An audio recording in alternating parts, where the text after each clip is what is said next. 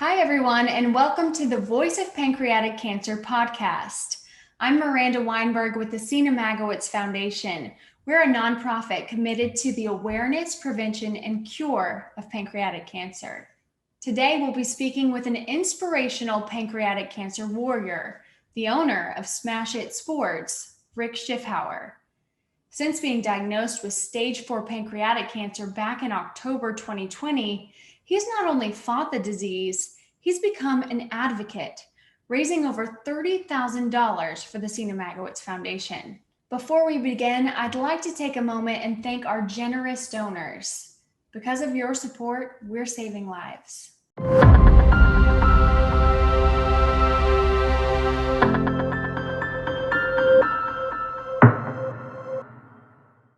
Rick, welcome, and thank you for joining us on the podcast.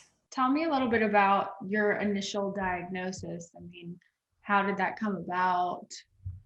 What made you want to go get checked out? Well, the initial diagnosis or the initial thing that happened to me is I was at work and I just got the chills real bad. And I'm like, man, I don't feel good. And, I was tired and I better leave early, which for anybody that knows me, I work long hours, 7 days a week if I have to. It's just, I'm a workaholic, but I got to go home. And I went home and I laid down in bed and I had, I think, 4 blankets on. I couldn't get warm and I was just shivering and shivering. Wow. And my wife said, we got to go to emergency. And I'm like, no, I'm not going to emergency. I'm a hard head. And I said, in the morning, if I don't feel good, then we'll talk. And I woke up and I did not feel good. And we started by going to urgent care. And then my bilirubins were through the roof and they sent me to emergency. And they admitted me into the hospital and they did imaging and they did whatever. And they seen a spot in my pancreas and they said, that's nothing to worry about. We'll image it again in a year. And got everything back in the line and sent me home. So I'm like, all right, I'm good to go. And about 2 weeks later, I started getting these attacks, which was once a week where I would be totally exhausted. I would get out of bed, I would be tired, and I would just want to lay back down and go to sleep. And I would for 10 hours after I woke up. Wow. And I would get one a week like clockwork. So after the third one, my wife said, we've got to go to emergency. And I gave her my standard response. I'm not going to emergency. And she won that battle because we went the same day and they readmitted me. And then they started looking closer and seeing a infringement upon a bile duct. And then they started talking about they might suspect cancer. And then my whole world changed. And I convinced myself I didn't have it, but I was wrong. So from that moment, how did they find the diagnosis of the pancreatic cancer? Not easy. They did a biopsy and the doctor that did the biopsy called me and they said, we didn't find any cancerous cells. And I'm like, that's great. And again, being convinced I didn't have cancer, it reinforced that. And he's like, well, not so fast. We're not getting abnormal cells and we should be getting some kind of abnormal cells. We got to do another biopsy. So a week passed again. They did another biopsy. A week and a couple days, whatever it was. And he called me again. He said, well, we didn't find any cancerous cells. I'm like, that's great. And he's like, no, not so fast. I'm like, really? And we got to do another biopsy. So I went through 3 biopsies over 4 weeks and he brought in his partner and he nailed it. They had a pathologist in the operating room. And I think I did that on a Wednesday. And Friday, my general practitioner called me. I was sitting at my desk right here and he he told me, I had the phone in my ear, and he said, I got to tell you, you've got cancer. And I just dropped the phone. And, but we think we got it early. I think we got it early. I had already known about the Whipple procedure, and I would have, the Whipple done, and I know all the statistics that surround the Whipple, but it was a good option for me. And okay, I will get the Whipple done, and that's how I'm going to beat it. And I went in for the Whipple, which I was extremely nervous about because it's a major operation, as I'm sure you know. And I woke up in the OR and I heard we had to abort the Whipple, somebody talking. And I'm just like, I know that's not good. I don't know why, but I know that's not good. And they had opened me up and they looked and they seen cancer on my liver. So it had traveled to my liver. And I immediately started thinking about my children. I've got 5, but I've got 3 adults and 2 little ones, 10 and 11. So I thought about my little girls and my wife and worried about their future here without me. That's what I started thinking about. So from that point, that was, I believe, Tuesday, going by recollection. And my goal right there at that point was to get out of that hospital and go coach my little girls' game on Saturday, playing fast pitch softball. That was my goal. I wanted to get out. I wanted to be home. I wanted to coach them, and Halloween, I believe, was the same weekend. I want to be home for all that. And so my first question is, what do I got to do to get out of here? And they said, you got to get up and walk by tomorrow. I said, well, I'm getting up and walking right now. And that's what I did. I got up and started walking to get my wind back and getting ready to go home and coach that game. And so they said, your oncologist is going to come up and visit you tomorrow. So he came up, Dr. Zittel came up and seen me in my room. My brother John was in there with me. And he came in and I said, all right, so what's my life expectancy? I think everybody's probably one of their first questions. And he said, no, the average is 1 year. Some live less, some live more. And I said, okay, what's the longest you've ever had somebody live? And I think he said 6 years. And I said, well, let me just tell you this. I'm going to live longer than that. And I will be your first patient that beats this, because I will beat this cancer. And the averages don't mean anything to me. I said, honestly, because I've never considered myself average. And that's the conversation we had. And his whole demeanor at that point changed, and he gave me a fist bump. And it was like, man, just now he's on board, And I've learned a lot since that conversation and why some of that takes place, and as far as attitudinally with him. But even at that point, I was saying all the right things, but I totally didn't believe him. I still had a lot of dark moments where I was worried about not being here a year from now.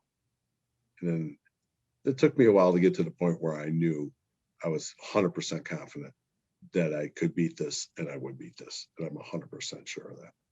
What do you think were the core pieces that to you being able to have that outlook? A lot of it is because of my industry I'm in. We're very connected through the slow pitch softball world and the baseball world and the fast pitch softball world, but mainly the slow pitch softball world, which is a brotherhood and sisterhood of people from around the country. And I've been a big supporter of it, both through sponsoring many teams around the country, but also it's what we do. We're the biggest player as far as retailers in slow pitch softball. So I know a lot of people around the country starting with slow pitch softball, but then, I just have a large friend base that I've always had from over the years around the country too. So when you add them all together, you come up with an unbelievable group of people, which I like to call my prayer nation. And I credit them with a lot of my success. I truly do. I believe in the power of prayer. I believe in God's plan for all of us. And I can't thank those people enough for all their support. When this journey started, did you imagine it would you would have all of that love and support poured towards you? I didn't really know what to expect, nor did I think along those lines. I was more, when it first started for me, I was more or less thinking the worst. What happens to me? What's going to happen to my family? What am I going to do? Where do I turn? And a friend had sent me an article. I believe it was based off of Seena Magowitz website, which showed Camille Moses' story. Oh yeah. And I read Camille's story, which is absolutely amazing. She's a good friend of mine now, but I said, I'm going to try and find her on Facebook, and then I'm going to reach out to her. And I did. And I said, hey, would you be willing to talk to me and my wife? And, here's a little background on me. And she spent 2 hours talking to us, which was unbelievable. A total stranger I had never met. And she knew I was really shell-shocked and down by the news that I had received. And she put the wheels in motion to talk to some other warriors, and I talked to 4 other people, Stan Vickus, Steve Melke, Craig Helmers, and Nate Pruitt. Unfortunately, Nate and Steve are no longer with us, but true warriors and 2 of my heroes that spent time talking to me both on the phone and texting. And they could sense what they needed to say to you, because you could tell they've been down the road with people such as myself, and they knew they had to pick my spirits up. And they did. And then Roger Magowitz called me, and him and I developed a friendship, and we talked on a regular basis. So between all these people, all 6 of them, it started to give me confidence, and my confidence continued to grow that, what, I can be successful in my plight to beat this disease. And just amazing people. They're all of my prayers every night. And then they put in place, Roger did, along with a couple of these people, put in place, get me out to Honor Health in Arizona. And an absolute amazing team between Dr. Von Hoff, Dr. B, and Joyce and Lana out there, just unbelievable. And so my wife and I went out there, and I'm like, yeah, and that's what I truly believe when I came back. I think I've got this. I'm going to beat this. You say it at first, but you don't totally believe it.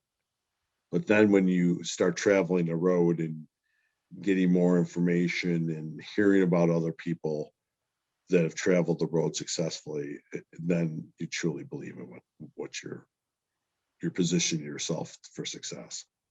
What changed my attitude was, or changed my belief to 100%, is, first of all, I am an optimist. I've always been an optimist my whole life. I think it was by talking to a lot of people, the warriors that I've talked to and have relationships with. I think that it's my belief in God's plan. I believe that, as crazy as it sounds, I believe I was given this disease for a reason.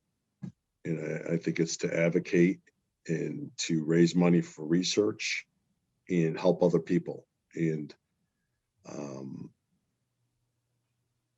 And I think God wants me here to execute that plan. Honestly, I do. And it's, I feel good. It's just, I don't feel sick. When I do a treatment, I'm down for a few days, or I still come to work, but I mean, I'm tired, whatever. But as soon as I clear a few days, I feel great. I feel better than I did 10 years ago. Wow. Part of that is I lost a lot of weight through this journey purposely to get healthier. I lost 75 pounds. So, but I think it's the biggest part of why my belief got strengthened is I just had time to wrap my head around it and realize that those statistics don't mean anything. First of all, they're old statistics when you look at these statistics on the internet. Second of all, there's a lot of people that unfortunately don't have the support system I have and just give up because they feel like they can't win it. They can't win the battle. And third thing is, this is a disease that a lot of times strikes people that are much older than myself. So statistically, I had a lot of stuff going in my favor. And what treatment are you receiving right now? I do fulferinox along with, and I can never say the names right, Itican, and there's a Plaxi, Samanhamana. And so, but I always get the names messed up, but I've done 8 cycles of that so far. Okay. And that's the same one that my friend Camille did. And so I was very happy that I'd be following in her footsteps because of her success. Yeah. Yeah. And so tell me, I know you talked a lot about the community that you've been able to find through, the Seena Magowitz Foundation, but also the community that you had already built in the sports industry. How important do you think it is to have those positive voices when you're dealing with something like this? And what would you say to encourage someone not to isolate? Don't give up because miracles happen. And why not you? Why not me? And there is support out there. You just have to seek it. There's Facebook groups, and you can't believe how people will step up. I mean, my support network has been unbelievable of people stepping up, people that I would have never expected to step up. And I've already been lucky enough to help out a friend of a friend that got diagnosed with this and give them a lot of good information and pay it back from the people that helped me out when I started my journey, which is far from over. But there's a lot of good people out there that will take time to talk to you and point you in the right direction. And that was probably the hardest thing when I got diagnosed. I didn't know where to turn or what to do, but I know one thing. Every time I heard the term standard of care, I didn't like it. I wanted something greater than the standard of care.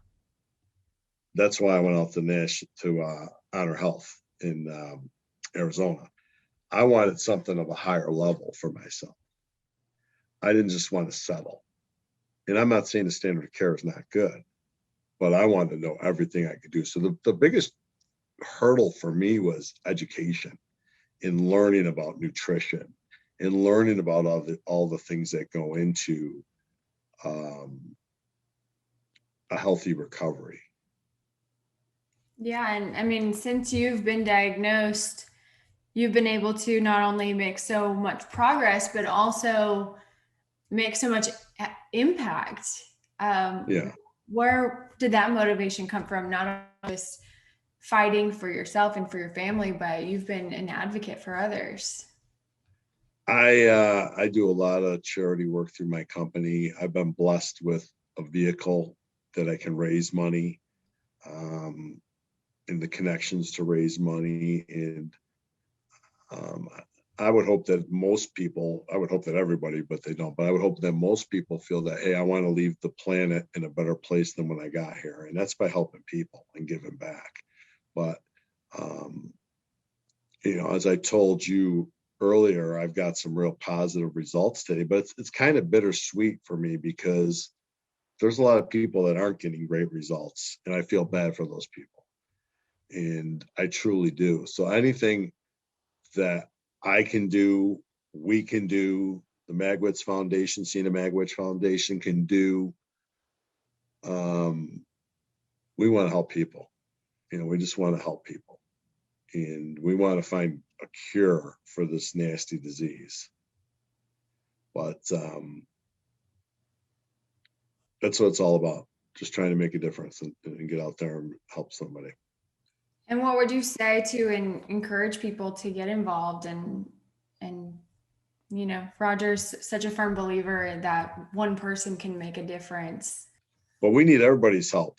We need everybody's help to raise money for pancreatic cancer because in my view, it's one of the tougher cancers to cure. So a lot of times they want the low-hanging fruit, our country, our government, and they want to put money into stuff that they know they can be successful with. Pancreatic cancer, I think, is going to take a little more effort. So we got to get out there and do whatever we can to try and help people and save some lives. And the last thing I ever thought I would deal with was cancer. I watched my dad pass from lung cancer, but he was a smoker, and when you hear those words, it changes your life forever and how you view wanting to get out there and make a difference. At least it did for me. A lot of it is, I want to be healthy. I want to be here. I want to be here for my children, my grandchildren, my wife, but I also want to be here to make a difference, raising money, talking to people, picking people up when they're down, and trying to help turn the corner on this. And this is, this battle of cancer is something that you work hard at. The nutrition part alone will have your head spinning, trying to realize what you shouldn't eat and what you should and what you can and what you can't. This got an oil that you can't have. This has got a whatever. It's daunting, but it's part of the battle. And you're not giving up. No. Awesome. I'd be giving up. If I gave up, I'd be giving up on my children, and I can't do that. And you said you have 5 kids? 5 children from my oldest being, God, how old is Matt now? Let me work my numbers backwards. He's 37. He'll be 37, down to 10. So wow. I've spent a lot of years parenting, coaching baseball, softball, and it's been awesome. Any grandkids? 3 grandkids. Aww. Yeah. So, I've got a lot of people counting on me. So, it's a lot of support. Just a lot of support from those guys. Well, is there anything I missed? Anything you want to add? I can't stress enough, and I don't know how to bring it out in this, or if this is even the place to bring this out, but I want to be there for anybody that doesn't know what to do or who to talk to. I've amassed a lot of knowledge from all my studying. It's just kind of what I do. I want to become a professional in this so I can understand how to best help myself and other people. But anybody that needs someone to talk to that's early on in their diagnosis, I'm more than willing to talk to those people. Anybody that's down because of it, it's hard to understand the feelings until you've been in their shoes. And other people think they know how you feel, but they truly don't. Not the whole thing. And that's why I'm still pretty close with my original group of people that I talk to. I still communicate with all of them periodically, and a couple of them all the time. But yeah, any way I can help an individual, Seena Magowitz Foundation, whatever I can do to help us come out on the other side of this with more success than we have right now. You guys are like a fine oiled machine. You guys know what to do, when to do it, the frequency of the phone calls, how to read the person's voice inflection and attitude on how often they need to be talked to, where they're at emotionally. Not your guys' first rodeo by any means. Yeah, but we're And still learning and growing. So we appreciate everything that you've brought to the table, and we're learning. I'm looking forward to doing a lot more, Miranda. I can't wait. I think about that. I say my prayers every night. I thank God for everything he's done for myself, my family. I pray for my group of people that I need to pray for. And I always sit and reflect on what I need to do to help a lot of people. That's where I want to get to. Not just how can I help 3 or 4 people. It's got to be how can I help a lot of people. Well, and that's your life is already making a huge impact. So yeah.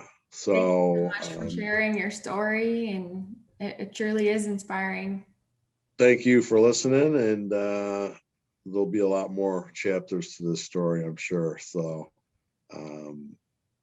I appreciate you. I appreciate Roger. I can't say how much I appreciate the Seena Magowitz Foundation. I truly do. And I really appreciate, I can't say it enough, the relationship with Honor Health. Great. Well, I wish you well with that, and I'll talk to you soon. All right. Sounds good. Take care. You too. All right. Bye.